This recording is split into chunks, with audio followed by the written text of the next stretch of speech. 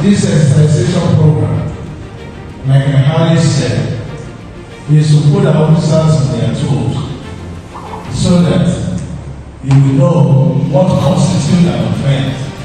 Now, what are those things that constitute corruption? Briefly, I'll be looking at extortion.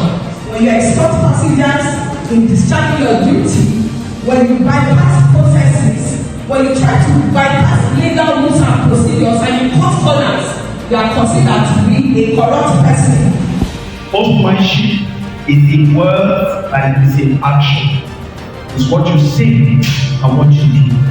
The new way of doing things, and that sportsmanship is when you welcome yourself at your rank. I am your responsibility, sir. So you must also welcome me, so that my inefficiency will not affect this man. Let us be a new people.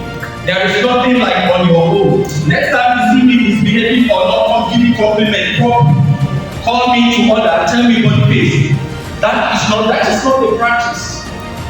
You must be disciplined. And if it requires me going to that route 5 times to correct it, to make sure that it is a shrine, then it must be done. You are not running a race with anybody. Be comfortable, be contented with what you have. Be at peace with yourself.